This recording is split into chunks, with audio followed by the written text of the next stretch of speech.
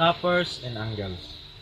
If a job changes size gradually but uniformly along its length, it is said to be tapered. A cone is tapered, its diameter decreases at a regular and gradual rate. Base to the apex, a wedge is tapered, its thickness increases regular and gradually from the thin end to the thick end.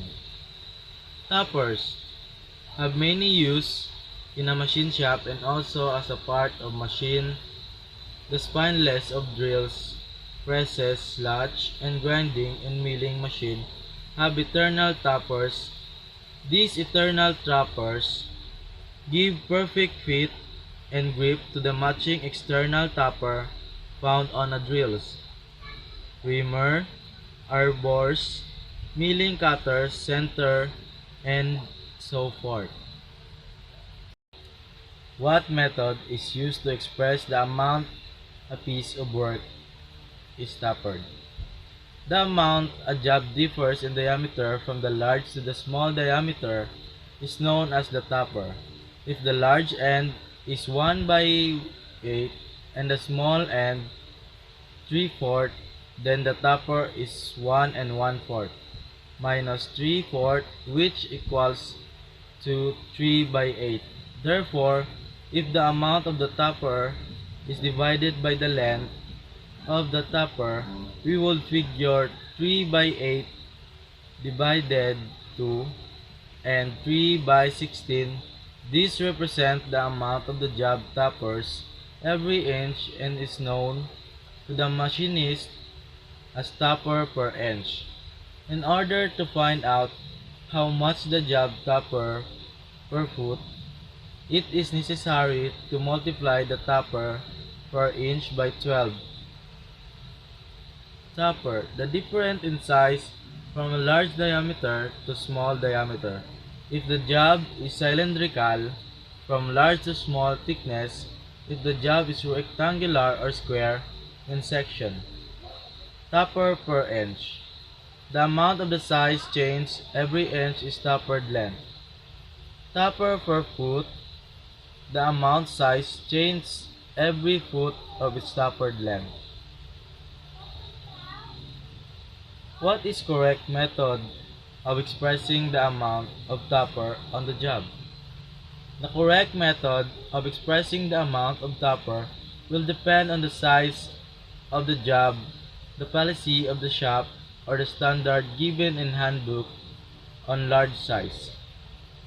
The tapper is usually start in tapper per foot on small work. Instrument work and so forth, tapper per inch is used. What are the recognized standard tapper used throughout the machine trades? There are several standard tappers which have been adopted by industries. The most important and the most widely used among these are the brown and a sharper Morse percent in a per feet. Tapper pin standard, Jamo, and Jacobs tappers. Some of these are used for a specific type of work. Others have a more varied application. Describe the brown and sharp tapper. There are 18 sizes in this series, numbered from 1 to 18. The number of the tapper indicates its size only in a relative manner. The smallest number 1 and the larger number is 18. The amount of tapper is approximately 0.500 in per foot for all brown and sharper tappers except number 10, which has a tapper of 0.5161 in per foot. The brown and sharper tapper may be designed with or without tang. Morse tapper. The Morse is the most common of the standard tappers. It used on all drill, press, spineless on a SAM lot. Practically all tapered shank drills, reamers, and special tools holders are made with Morse tapered shanks. The small end of the tapered shank has a tongue. There are 8 sizes in the Morse taper series numbered from 0 to 7, being the smallest 1.7, the largest. The amount of taper on each of the Morse tapers varies slightly. Standard taper pin. The standard taper pin series run size 8 by 0 to 1.4. Each size comes in many lengths. The amount of taper is the same of all, 1/4 in taper per foot. Taper pins are used as dowels to align various machine parts which are fastened together. The taper pin is preferred because it all can be removed and replaced without losing any of its holding power. Jarno Taper Series. The Jarno Taper Series was designed with the hope that it would bring complete standardization wherever tappers were used. The JAMO simplifies taper calculation. There are 20 sizes numbered from 1 to 20. The Jarno tappers at the rate of 0.600 in per foot. The number of the tapper indicates the more important dimension of the tapper. Jacob's Tapper. The Jacob series is made of 1.0 sizes. The number 0, 1, 2, 2 short, 3, 4, 5, 6, 33, and E. The amount of tapper varies with each size. The Jacob tappers is used to fit drill chunks into a matting arbor, adapter, or machine spineless. What is meant by the American National Standard Machine Tappers? In 1943, the American National Standards Institute, or ANSI, classified 22 self-holding tappers as standard. They are selected from the Morse, Brown, and Sharp and percent in per foot series. How are tapered pieces machined? There are 3 methods commonly used for turning a tapper in a lathe.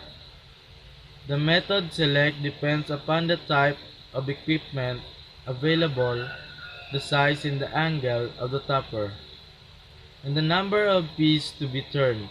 The methods are A. Compound, rest, up-sitting, and tail stack. What determines the method used to turn a tapered shaft? The equipment of the shaft is an important factor. If a shaft has a lathe with a tapper attachment, it is doubtful whether the tail stack offset method will be used. The shape, size, and structure. A job also plays a part in determining the method used to turn a tapper. What is tapper attachment? The tapper turning attachment is one of the most valuable of many engine slots attached. It permits the turning of tappers longer than those that can't be handled by the compound method. Both internal and external tappers can be turned with the tapper's attachment. Tapper jobs can be turned with held between centers without distorting the center. One end of the guide bar is graduate in inches of tapper per foot. The other is graduate in degree by disconnecting the cross slide of the lathe from the cross feed screw and tightening the cross slide to guide block. The cutting tools follows the angle to which and guide bar set. How is the size of a standard tapered hole measured? The important measurement of a tapper, whether it be tapered shank on the tapered hole if it fits into our diameter of the small ends, the diameter of the large end, and the exact distance separating these two diameters. A tapered hole can be measured with calipers, micrometer, and roll. This method is not satisfactory with the fit of matting tappers will determine the effectiveness of holding power. Are all tapered holes on a lat? Many tapered holes are finished on a cylindrical grinding machine. Small tapered holes are drilled to small diameter size and finished with a taper rim. 11. Screw threads process. Screw and screw threads have been used for centuries as means of joining or fastening metal parts together. As far as back Middle Age, nuts and bolts were used to hold parts of armor suits together. The chief advantage of using threads screws is that parts can be disassembled and reassembled without damage. Modern industry has developed a system of standardized interchangeable screw threads which makes possible mass production of thread fastener and power-driven screws for all kinds of precision machinery. Screw threads are used also as a means of precision measurement. The micrometer, for example, depends upon the screw thread principle for obtaining measurement within 10,000 of an inch. Define screw thread. A screw thread is a ridge of uniform section in the form of helix cut around the circumference of cylinder and advancing along the axis. A straight thread is one cut on a cylinder. A tapered thread is one cut, a cone, a frustum of a cone, more commonly called a taper. What are an external and internal threads? An external thread is a thread on the outside of a part. An example is this thread on a machine bolt. An internal thread is a thread on the inside of a part. An example is this thread in a nut. Explain the meaning of right hand and left hand screw threads. A right hand thread is one that, when assembled with a fixed mating thread, is turned in a clockwise direction. A left hand thread is one that, when assembled with a fixed mating thread, is turned in a counterclockwise direction. What is meant by a single thread? A single thread is a thread that has a lead equal to the pitch. There are multiple threads. Multiple threads are threads in which lead is an internal multiple of the pitch. A multiple threads having two start, a separate thread, is called double thread. A one having three start is called a triple thread. One with a four start is called a quadruple thread. That is the unified and American screw thread. The most common type of thread in use today is American national form of thread, of which there are several series of these. The coarse thread series and the fine thread series are widely used. The unified American thread, which incorporates the American national form, resulted from an agreement between Canada and the United States. In the United Kingdom, November 18, 1948, to the standardized threads on universal basis. Explain the difference between the minor diameter of a screw and of a nut. The minor diameter of a nut is made larger than the minor diameter of a screw. This is done to provide a working clearance between the two parts for many jobs. The recommended size of a top drill will make a hole with a reasonable clearance. For more precise work, the actual size of a hole to be bored may be calculated. Describe the difference between lead and the pitch of screw. The pitch is the distance between a point on one thread and the corresponding point on the next thread. Measure parallel to the axis. The lead is the distance of a nut will advance on a screw. Parallel to its axis is one revolution. On a single thread screw, the lead equals to the pitch on a double thread screw. It is equal twice in the pitch or triple thread screw, 3 times the pitch on the spoke, so forth. The sharp B thread. The sharp B thread is similar to national form of thread because it is sharp point. It is easily damaged and this type of thread is becoming obsolete. It was favored by watchmakers and instruments maker for very small screws. What is an ACME thread? An ACME thread is a modification of square form of thread. It's preferred for many jobs because it is fairly easy to machine. It has 29 degrees include angle and is largely used for feed and lead screws on the machine tools. An ACME thread gauge is used when fighting the cutting tool and also for adjusting the tool square with the work stage 2 notches on the edge of gauge or checking the correct width of the point of the tool according to the number of threads per inch specified for the ACME thread. What size of hole should be bored before cutting a 2 inches internal square thread having 4 threads per inch? The diameter of a hole to be bored is equal to the major diameter of the thread minus the double depth of a thread. What is brown and sharp worm thread? The brown and sharp worm thread is another modification of square thread. It is similar to the ACME thread in a shape but is scattered deeper. The squirrel gauge is used to grind the cutting tool to required shape and size. The tool gauge is used for setting in the cutting tool square with the work. What is the minor diameter of brown and sharp worm thread that is a major diameter of 3 inches with 2 threads per inch? A minor diameter of thread is equal to the major diameter minus the double depth of the thread. What size of hole should be bored before cutting? A 2 and 1/2 inches internal active thread having 3 threads per inch. Diameter of the hole to be bored is equal to the major diameter of the required thread minus the double depth of a thread. Buttress thread. A buttress thread is cut square on one side and slanting on the other side. It is used where a thread requiring a great strength in one condition is required in a certain type of bices, gun, breeches, and ratchets. The specification for a thread given on a blueprint. The specification for a thread are given on a blueprint in a definite abbreviation form. For example, the specification may read 11-2, 13NC, 3B, minus 4 holes. The worksman who reads the specification is informed that the major diameter of the thread is 1/2 inches. The number of thread per inch is 13. The kind of thread is the national form.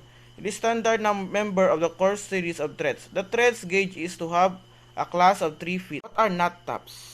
Knot taps are power-driven taps used in knot threading machine or in drill presses. What are topper taps? Topper taps have longer shanks and shorter threads length than the knot taps. They are made with straight or bent shanks for use in production and automatic tapping machines. What are straight and taper pipe taps? Straight and taper pipe taps are used for tapping pipe fittings. What is meant by the grade of a tap? There are 2 grades of the tap, cut thread and ground thread. The cut thread taps usually made from carbon steel or threaded before hardening. The ground thread taps made of high-speed steel or finishing ground to size after heat treatment. Describe the different kinds of tap holes. In general practice, there are 4 kinds of tap holes. These are bottom to provide a full thread and permit the mating parts to be torn to the full depth of hole. What is a tap wrench? A tap wrench is a hand tool for gripping and holding taps securely for the smaller size of taps. What is threading die? A threading die is a flat piece of hardened steel internally threaded, with the grooves of flutes interesting the thread to the form cutting edge. Are both sides of threading die the same? No one side the hole in the die is chamfered more than on the other side. The deep chamfer helps to get the die started on the die stack. A die stack is a tool for holding thread dies. The bar to the threaded is held in a vise and the threaded die held in the die stack is turned around the bar clockwise. How is the accuracy of the finished thread determined? An external thread is checked for accuracy with a ring thread gauge according to the fit specified on the blueprint. What is the process of producing rolled threads? Rolled threads are produced by passing cylindrical material through flat groove dies. As the material is rolled through the dies, the top of the groove of the die is forced into the surface of material. What size of material should be used for rolled threads? The outside diameter of material for rolled threads should be equal approximately to the pitch diameter for the required thread after the thread have been rolled. The outside diameter of the thread material will equal the major diameter of the thread. The process of grinding threads. The production of threads by grinding process is comparatively new during the last 30 years. In the method for producing threads has been developed to a high degree of perfection so that it's being accepted and used throughout industry. Special are required for this purpose. There are 2 main types of thread grinding, single rib and multiple rib. This is comparator. A comparator is an instrument for checking the accuracy of machine parts by comparing the magnified picture of parts with master gauge. What is a pipe thread? A pipe thread is similar in shape to a national form of thread. The threads are cut and tapered to ensure the right and fit between the pipe and the pipe fittings. Threads usually cut. Pipe thread usually cut with threading dies or taps. When the pipe thread are cut and latch should be cutting tool be set at 90 degrees with the center line of the work or 90 degrees with the taper. The tool should be set to 90 degrees with the center line of the work. The gauging internal pipe threads. In gauging internal or female pipe threads, the plug thread gauge should be screwed tight by hand into the fitting or coupling until the notch on the gauge is flush with the face. When the thread is chamfered, the notch should be flush with the bottom of the chamfer. What material is used between the thread of pipe and pipe fitting to prevent leakage at the joints? Either red lead or white lead spread over the threads before screwing the parts together will effectively seal the joints. Precaution is necessary to make certain the lot is graded correctly for the correct number of thread per inch. The first cut made should be just deep enough 0.002 to 0.003 inches. To make the thin line, the number of threads per inch being cut may then be checked by using steel rule or screw pitch gauge. Chapter 12. Band Machining. The saw was one of the first tools developed by primitive man. It is believed that the first saw was developed sometime during the Stone Age. The teeth of the saw were probably made of chip of flint with a rough, jagged edge. The finding of metal made possible the making of saw in bronze and copper. The use of iron and its refinement to steel brought the next development in saw making. Saws were made in a variety of shapes and sizes. They were used to take straight cuts and for cutting of purposes. The teeth of the saw were varied in size pitch according to the type of work to be done. Circular saws were developed between the 15th and 16th centuries and were powered by hand. The band machine used in present-day machine shops is more than a power-driven saw. It permits the replacement of the saw band with a file band or with an abrasive band for polishing to size and to specified quality finish. How many mix of bandsaws are in use?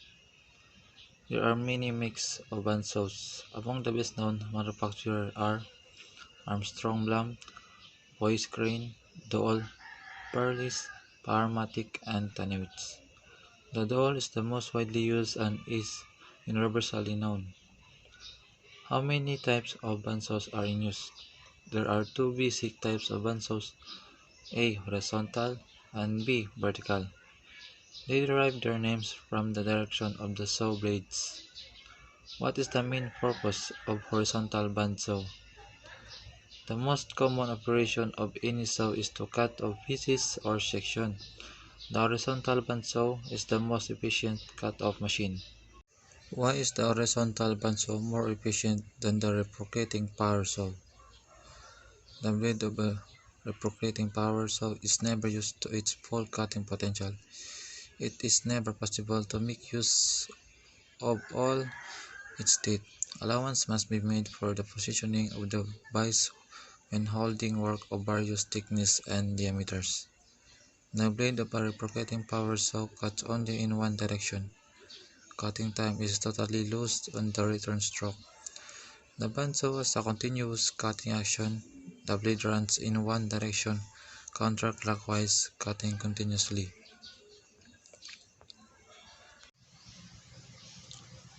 Can the horizontal bandsaw cut off pieces repeatedly to the same size? Yes, the working holding vise on the horizontal bandsaw can be adjusted manually or automatically. Can the speed of the saw blade on a horizontal bandsaw be varied? Yes, the size of the motor driving in the bandsaw will depend upon the size and capacity of the machine. The motors range from 1 to 10 horsepower. Can the rate of the feed be varied on a horizontal bandsaw? Yes, the progress of the saw head is controlled by a hydraulic system adjusted through a number index power control knob. The control knob can be set to give a smooth, continuous downward movement of the saw head without placing undue strain upon the saw blade. What is the most important factor to consider when deciding which feed pressure to use?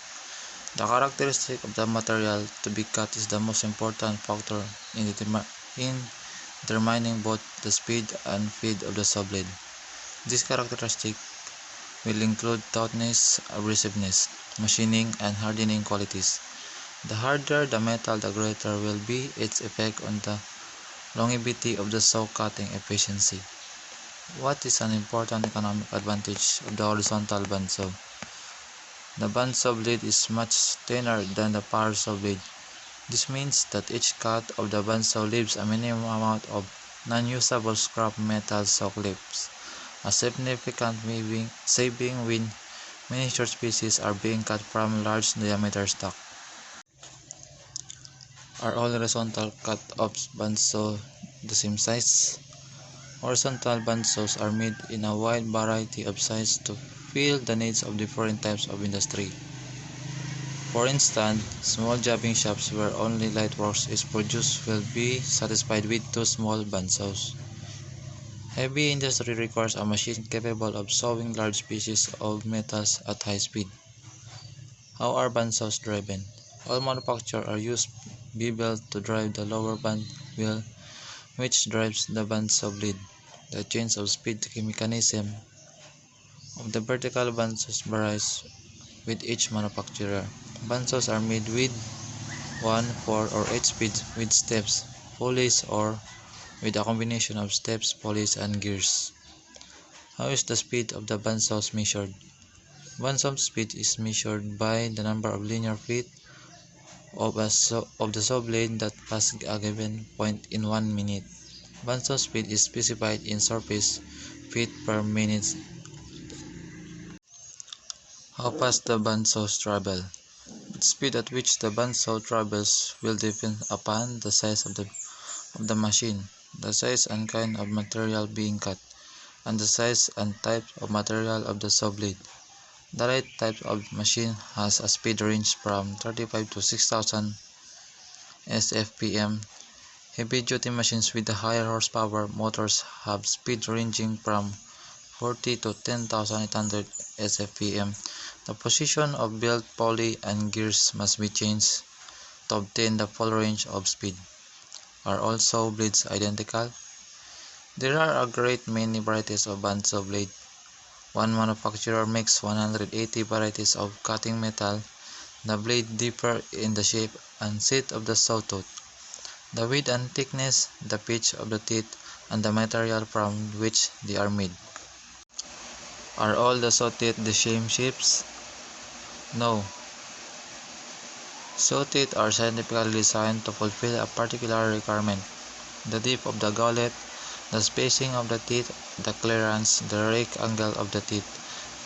Each affects the saw cutting characteristics. The thickness of the gauge and the side clearance angle determine the width of the curve or saw cut. What is a spiral tooth saw blade?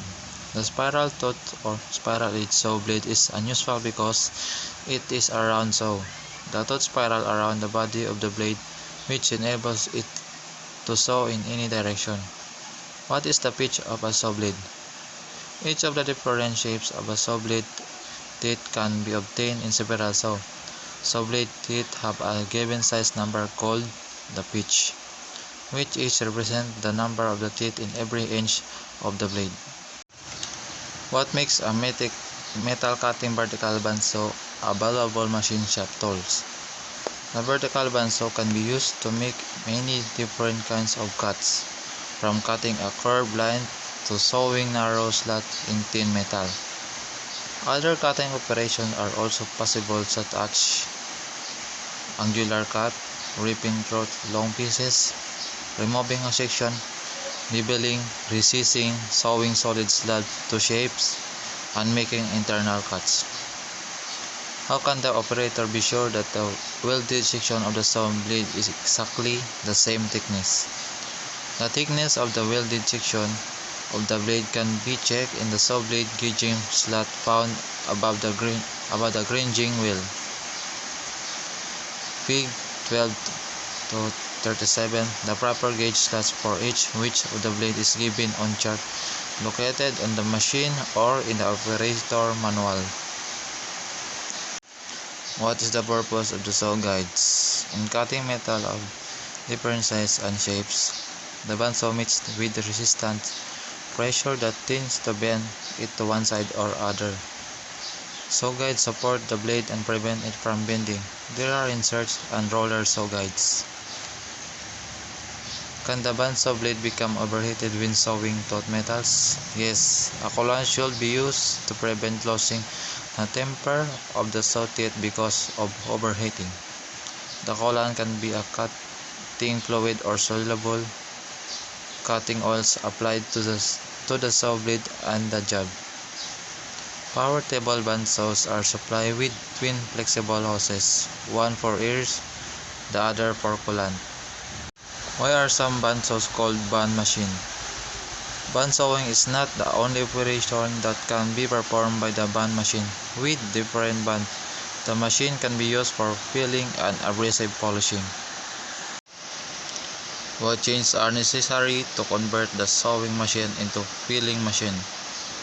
The blade inserted in the work table to permit the saw blade to pass through must be changed for a plate giving greater clearance for the file section. Also, the guide for the saw blade must be replaced with heavier constructed file guides. How fast can the file band travel? The base speed will depend upon the shape of the job, the material being filled, and the file band being. What shapes and cuts of file section are available? The files differ in shape, width, and cut. The shapes are oval, flat, and half round. The widths are 1/2, 3/8, and 1/4. The cuts are coarse, medium coarse, and medium cut. The pitch of the teeth is given as the number of teeth per inch: 10, 12, 14, 16, 20, and 24. The type and shape of the job and the material from which it is made determine the right file for the job. What is a polishing band used for? Although filling can result in a smooth and properly shaped surface, the quality of its finish will not meet all requirements. An abrasive coated band can improve the appearance and the efficiency of a job by giving a smooth and polished finish. How can a pliable abrasive band be held in a band machine? The abrasive band is mounted on the same wheels as the bandsaw but needs a back support to withstand the pressure of the workpiece. How can a pliable abrasive band be held in a band machine?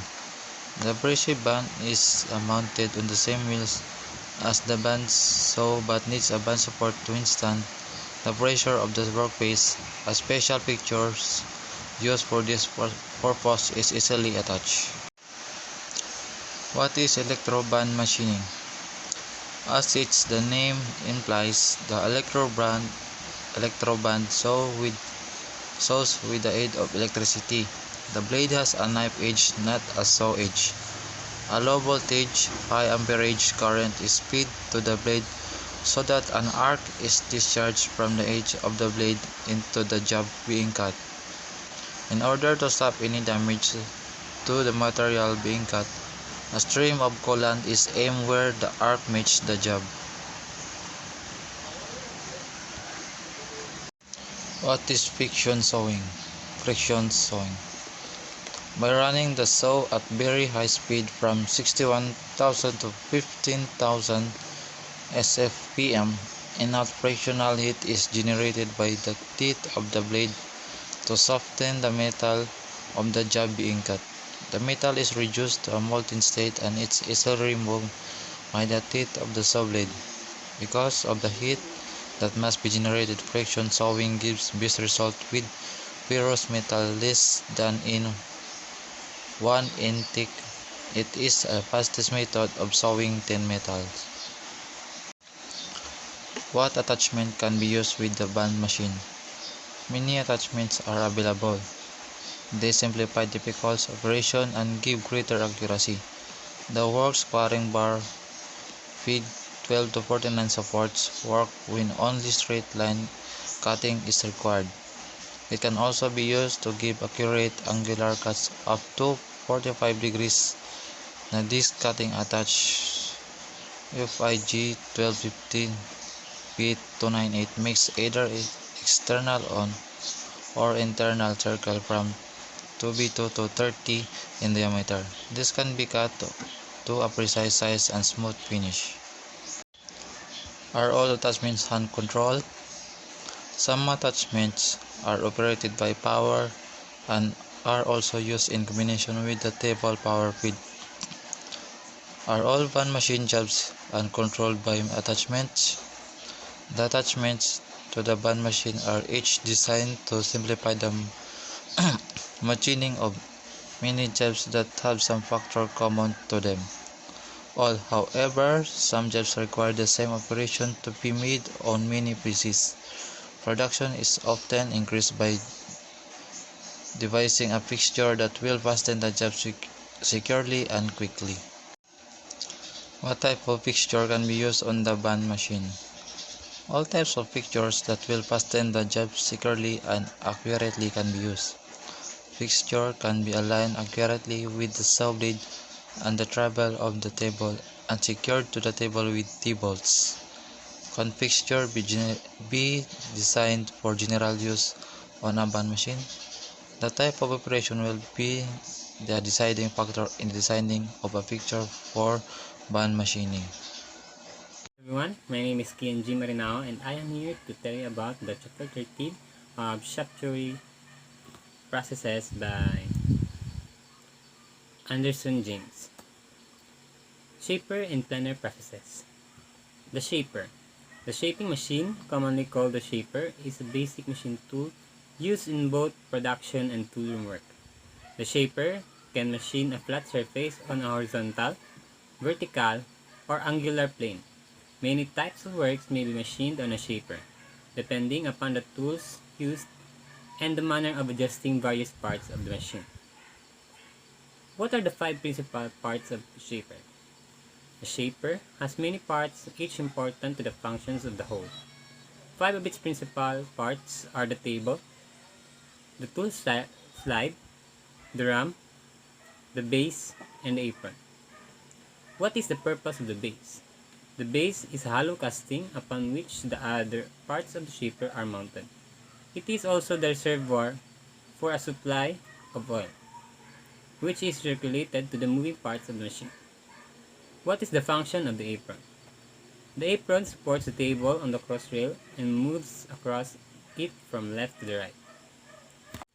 What is the ram and how does it work? The ram is the main moving part of a shaper. It holds and drives a cutting tool back and forth across the work. It is attached to the rocker arm, which is given an oscillating motion by turning of a large driving gear. An adjustable pin attached to the driving gear acts as a crank, which determines the length of the stroke of the ram. What is the purpose of the tool head? The tool head holds the cutting tools. Attached to the front of the ram, it may be swiveled to a required angle to the left or to the right and locked in place. It may also be adjusted vertically and locked in position. The tool post is fastened to a clapper block, which is hinged at the top to permit the tool to ride over the work on the return stroke. What is the purpose of the table? The table is a metal box attached to the frame of the shaper. It has T-slots on the top and sides, which are used for clamping the work or a vise to the table. It may be adjusted vertically and locked in position. It is supported in front by a bracket attached to the base. The bolts connecting the bracket to the cast arm on which the table rests must be loosened while the vertical adjustment is being made. How is the horizontal adjustment of the table made? The table is moved horizontally by a hand crank or by power. Under power, the table may be moved a required distance, or it may be moved a definite amount during each return stroke of the arm. This is known as an automatic power feed. What is universal table? Universal table can be operated in the same manner as a standard table, or swiveled to the left or to the right, and, if necessary, rotated to a full circle. A dial plate, graduated in degrees, indicated angular setting. The top surface may be tilted up to 15 degrees forward or back.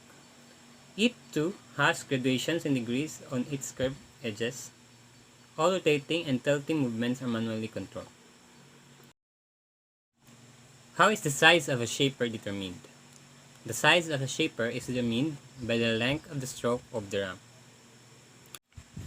What determines the speed of the shaper for cutting of different metals? There are 3 factors determine the cutting speed of a shaper. First is the material being cut. For example, cast iron, machine steel, or aluminum. Second the material from which the cutting tool is made. For example, high-speed steel, special alloys, or cemented carbide. And the third is the depth of the cutting. What safety rules apply to shaper work? A. Always wear safety glasses to protect your eyes from flying particles of metal. B. Do not pass your hands between the tool and the work while the machine is in operation. Use a brush to remove chips from the work. C. Do not start the ram in motion until you are sure that the work is securely fastened to the vise or to the table. That the tool is secured in a tool post, and that the tool has been adjusted for height. D. Keep tools away from the moving parts of the machine. E. Do not wear long sleeves or neckties. F. Make sure that you understand what you have to do regarding the operations to be performed, the dimensions, and the specifications. G. Check the size of the rough stock. H. Keep the machine well oiled. And lastly, keep your mind on your work at all times. The point should be kept as close as is practical to the clamping bolt into the tool post. How much clearance should there be between the work in the vise and the ram? There should be about 2 inches clearance, or enough to clear one's hand.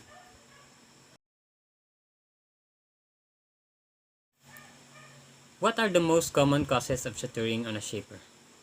Shattering may result if A. The tool is suspended too far from the tool holder. B. The work is not being held rigidly in the vise. And C. The ram gibs are not in proper adjustment.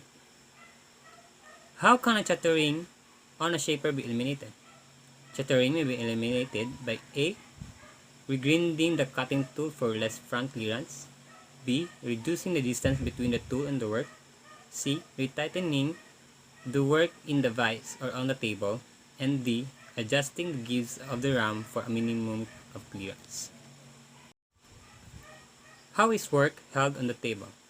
Most jobs can be securely held by clamps, which are bolted to the table with T-bolts. A block of suitable height is placed under one end of the clamp to keep it level. How may a thin piece of work be fastened to the table? A thin piece of work may be held with 2 dogs. The length of the material determines how many pairs of dogs should be used. Why should the speed of the shaper be increased when taking a finishing cut? Increasing the speed gives a smoother finish to the surface of the material and shortens the length of time required for machining. Can the shaper be used for internal work? Yes, the shaper can be used to cut internal keyways as well as a variety of differently shaped holes. First, the holes must be bored. They must be of a sufficient size to permit the entry of the internal tool holder, which takes the place of tool post. What is the method of shaping an irregularly curved surface? The required shape is described on the surface of the material. After the work has been secured in position on the machine, the operator, by skillful manipulation of the vertical and horizontal fields, guides the cutting tool so that it will follow the layout lines. This is known as a contour shaping. Must all shaping jobs be held in a vise? The vise is a convenient method of holding many jobs for shaping. However, jobs can be clamped to the table of the machine. An auxiliary table top can also be utilized for large work. What other methods are used to hold jobs on the shaper? Special fixtures are often used when many pieces require the same shaping operation, and decanters are used when slots, splines, or teeth require accurate spacing. Can shaper attachment be combined to machine unusual jobs? Yes, it is often necessary to utilize the advantages of a combination of accessories to machine jobs to unusual shapes and close tolerance. How is a hydraulic shaping machine different from a common crank type shaper? In overall, Appearance In overall appearance, there is very little difference between the hydraulic and crank type shapers. The ram of the crank type shaper gets its movement from the rocker arm, which is caused to move by the crank pin attached to the bogie. How are the speeds and feeds of the hydraulic shaper controlled? The speed of the shaper, ram, and the feeds of the table are controlled by the hydraulic mechanism. A lever operates a valve that varies the quantity of oil delivered to the ram cylinder and thereby governs the ram speed.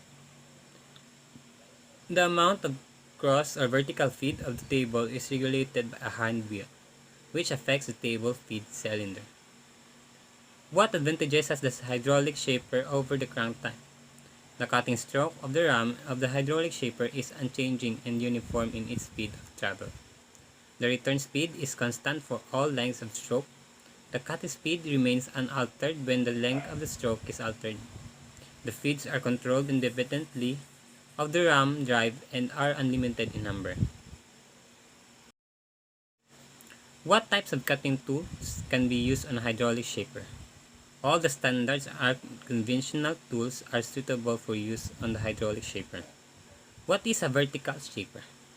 A vertical shaper, sometimes called a slaughter, is similar to the more commonly used shaper, the difference being that the ram is in a vertical position instead of being horizontal. Also, the table is mounted on a heavy base and provided with mechanism that makes possible forward and backward and side-to-side movement.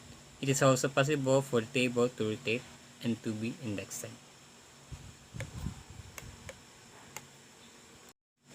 How many different sizes of vertical shapers are available? There are many sizes of vertical shapers and slaughters. The more commonly used sizes are 6, 12, and 20 inches.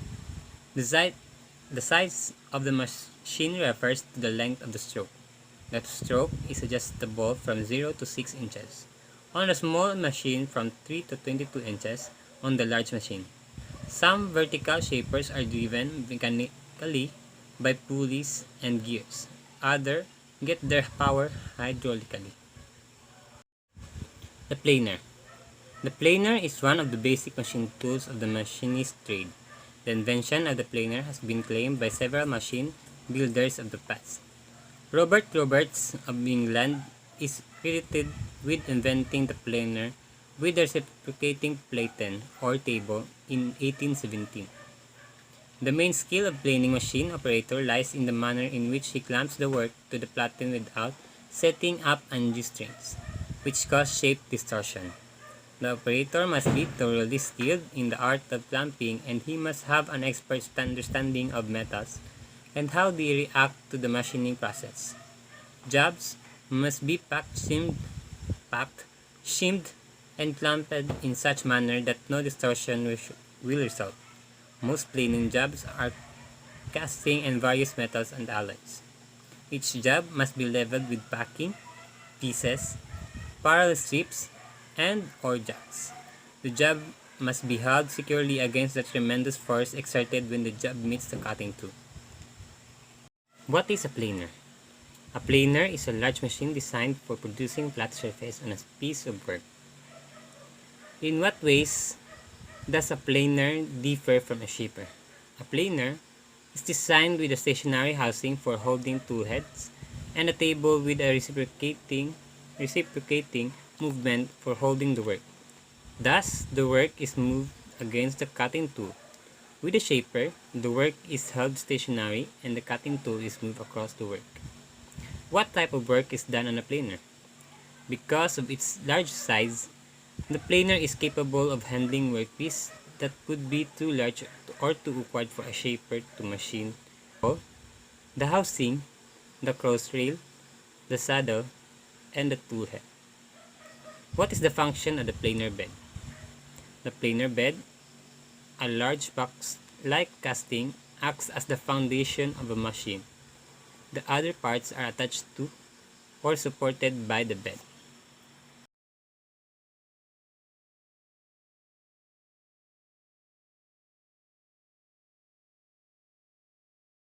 What is a table or platen of a planer? The table or platen is a large rectangular casting mounted on the top of the bed on sliding V-ways. It holds the work. The upper surface has T-slats which facilitate clamping the work, vices, or special fixtures with T-bolts. What is the housing of a planer? The housing is a large vertical casting which straddles the table and bed of the planer and supports the mechanism for operating the tool heads. What is the crossrail of a planer? The crossrail is a unit mounted in a horizontal position on the vertical ways of the housing. It carries the vertical tool heads, which by means the feed screws, one for each head, may be moved from left to right. The crossrail is moved up or down by means of elevating screws located within the ways of the housing. What is the saddle of planer? The saddle is a unit fitted to the ways of crossrail. On its front surface are ways to which the tool head is fitted, together with a vertical feed screw, which provides for vertical movement of the tool head. There are two saddles, one to the left tool head, the other for the right tool head. Each may be operated independently of the other. What is the tool head of a planer? The tool head, which is attached to the saddle, contains the tool post, which in turn holds the cutting tools.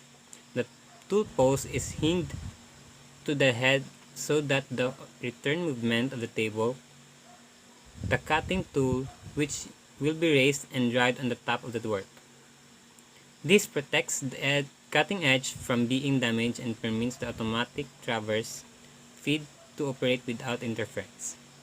There are three tool heads, two in a vertical position on the crossrail, and the other in a horizontal position on the housing below the crossrail.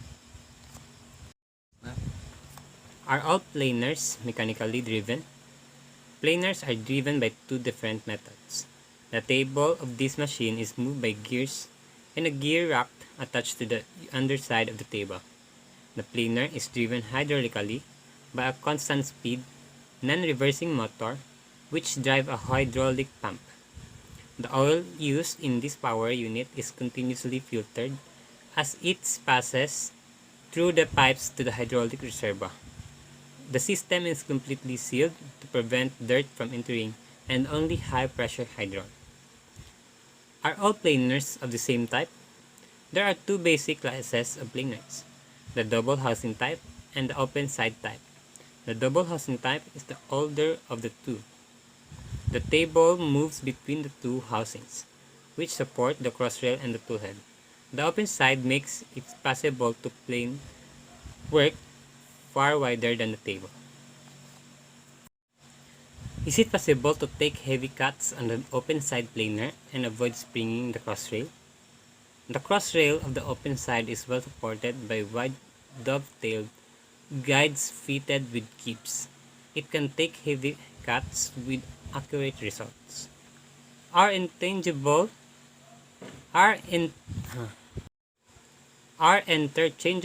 tools made only in one size? Tool holders or tool bits are made in three sizes: E, G, and J. Size E is the smallest. Tool bits, which are made from several types of high-speed steel, are treated for specified purposes. They can be obtained with carbide insert or tips. What accessories are available for planer work? The planer has the same accessories as the shaper. The vise is the most commonly used.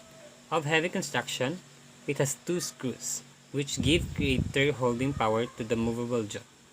Index centers are also available for planer work, although much simpler in construction than the milling machine index centers. The planer type index centers can be divided the periphery of the job into accurate space division.